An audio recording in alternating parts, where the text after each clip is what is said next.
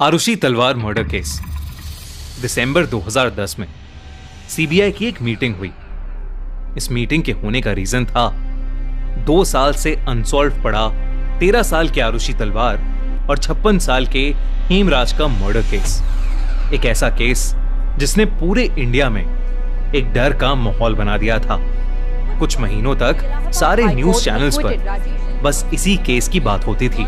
शायद ही इंडिया में कोई ऐसा इंसान होगा जिसने आरुषि तलवार मर्डर केस का नाम नहीं सुना।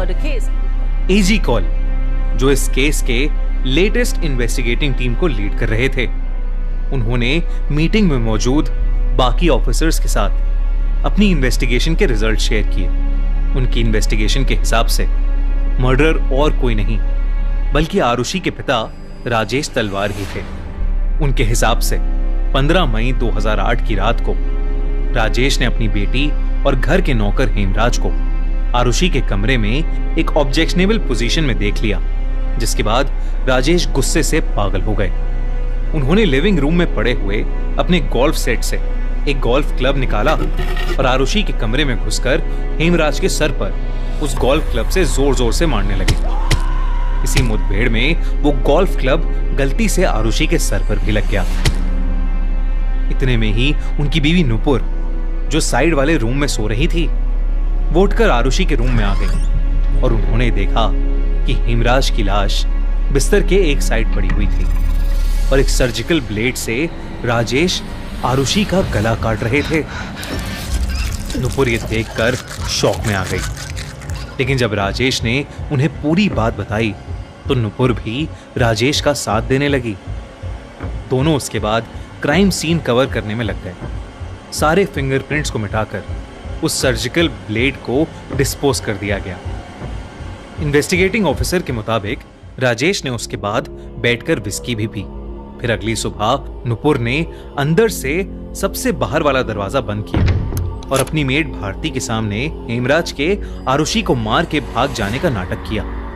एजी कॉल के हिसाब से उन दोनों ने बहुत प्लानिंग की थी, पर उन्हें यह नहीं एक्सपेक्टेड था कि छत पर राजेश ने जो हेमराज की लाश कूलर की ग्रिल के नीचे छुपाई थी वो पुलिस को मिल जाएगी। एजी कॉल के हिसाब से राजेश एक बेरहम खूनी था और वो इस केस में उसके अगेंस्ट चार्जशीट फाइल करना चाहते थे, लेकिन वहां प्रेजेंट सीबीआई के मेंबर्स और अरुण कुमार ने उनको वो चार्जशीट फाइल करने से रोक दिया।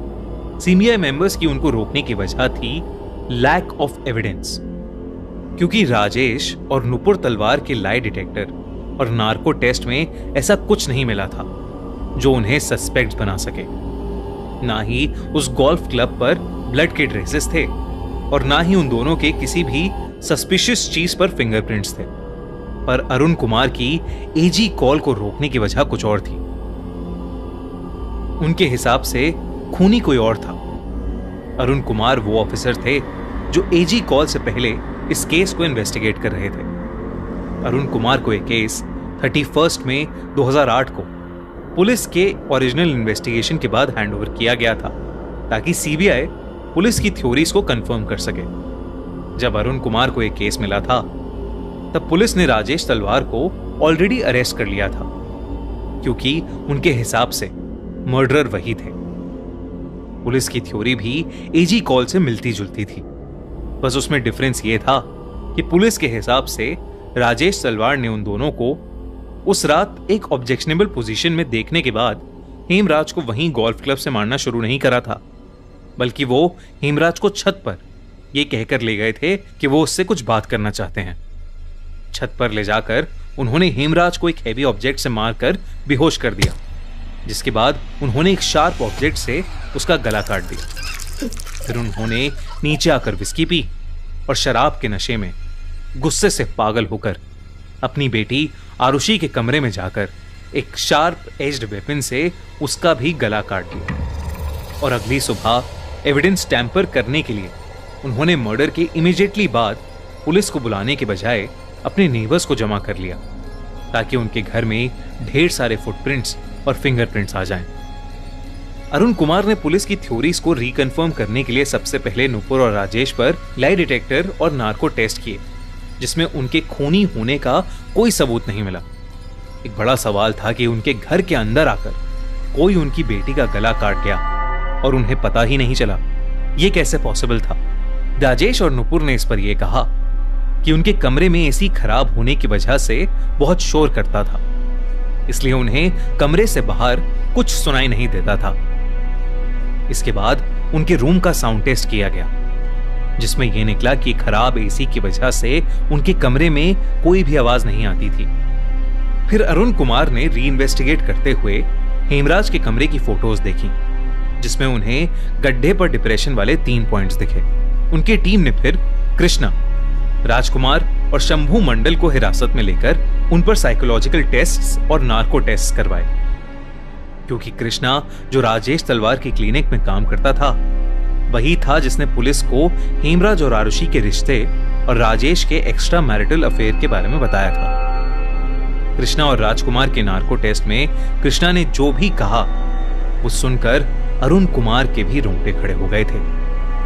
कृष्णा ने एडमिट किया कि हेमराज का नेपाल में नया घर बना था, जिसकी खुशी में उस रात वो लोग उसके कमरे में पार्टी कर रहे थे। तभी राजकुमार, जो आरुषि को पसंद करता था, शराब के नशे में उसके कमरे की ओर गया। कृष्णा और मंडल ने भी उसका पीछा किया। फिर राजकुमार ने आरुषि के कमरे में घुसकर उसके साथ जबरदस्ती करने की कोशिश की, और इससे पहले आरुषि चिल्ला पाती, कृष्णा ने उसके सर पर खुखरी चाकू से मारा और फिर उसी खुखरी से उसका गला काट दिया। क्योंकि हेमराज उस खून का विटनेस था, तो वो लोग उसे छत पर ले गए, जहां उन्होंने उस चाकू से उसका भी गला काटकर उसको मार दिया और उसकी बॉडी को छुपाने के लिए उस पर कूलर की ग्रिल रख दी। राजकुमार और शंभू के नार्को टेस्ट में इससे मिलती जुलती कहानियां निकल के आईं। उनकी टीम ने कृष्णा के घर की तलाशी भी ली थी, जहां पर उन्हें एक पिलो कवर और खुखरी मिली। उनकी टीम ने राजेश तलवार को रिहा कर दिया और कृष्णा, राजकुमार और शंभू को अरेस्ट कर लिया था। पर इस थ्योरी में भी कुछ दिक्कतें थीं। पहले की नार्को टेस्ट कोर्ट में एडमिसिबल नहीं होते थे, इसलिए कृष्णा और राजकुमार के कन्फेशन को कॉन्क्रीट प्रूफ कंसिडर नहीं किया जा सकता था। दूसरा, कृष्णा की फैमिली ने कहा कि वो मर्डर के टाइम अपने कमरे में ही था। यही बात राजकुमार के एम्प्लॉयर और शंभू मंडल के एम्प्लॉयर्स ने भी उन दोनों के लिए कही। तीसरा, जो खुखरी चाकू कृष्णा के रूम से मिली थी, उस पर ह्यूमन ब्लड के कोई ट्रेसेस नहीं थे। जब अरुण कुमार ने चार्जशीट फाइल करने की कोशिश की, तो उनकी चार्जशीट भी इस बेसिस पर रिजेक्ट हो गई कि उन्होंने इंफॉर्मेशन सही तरीकों से नहीं निकाली थी, और उन पर शंभू मंडल को मारपीट के फोर्स करके बातें निकलवाने का आरोप भी लगा। क्योंकि दोनों ही टीम की इन्वेस्टिगेशन और थ्योरीज को प्रूफ करने के लिए सीबीआई मेंबर्स के पास कोई कॉन्क्रीट प्रूफ नहीं था, तो कॉमन कंसेंसस से सीबीआई की उस मीटिंग में चार्जशीट की बजाय क्लोजर रिपोर्ट फाइल करने का डिसीजन लिया गया। 9 फरवरी 2011 को मैजिस्ट्रेट प्रीति सिंह ने सीबीआई की क्लोजर रिपोर्ट को चार्जशीट में कन्वर्ट कर दिया और राजेश और नुपुर को फिर से समन किया गया। राजेश और नुपुर ने इलाहाबाद हाई कोर्ट और सुप्रीम कोर्ट में इस डिसीजन के अगेंस्ट पिटीशन फाइल की, जो दोनों कोर्ट्स में रिजेक्ट कर दी गई। 11 मई 2013 को राजेश और नुपुर का ट्रायल शुरू हुआ और 25 नवंबर 2013 को एक स्पेशल सीबीआई कोर्ट ने उन दोनों को आरुषि और हेमराज के मर्डर में गिल्टी करार दिया और उनको murder, destruction of evidence, misleading the probe और फाइलिंग अ रॉन्ग एफआईआर के लिए कन्विक्ट करके 26 नवंबर को उन्हें लाइफ सेंटेंस यानी उम्र कैद की सजा सुनाई गई। लेकिन जनवरी 2014 में राजेश और नुपुर ने इस डिसीजन को इलाहाबाद हाई कोर्ट में चैलेंज किया और 12 अक्टूबर 2017 में हाई कोर्ट ने लैक ऑफ एविडेंस की वजह से उन्हें सारे चार्जेस से फ्री कर दिया। यह एक ऐसा केस बन गया जिसे कोई सॉल्व नहीं कर पाया और आरुषि और हेमराज को आज तक जस्टिस नहीं मिली। आपको क्या लगता है, किसने मारा आरुषि को? कमेंट्स में हमसे अपना ओपिनियन जरूर शेयर कीजिए।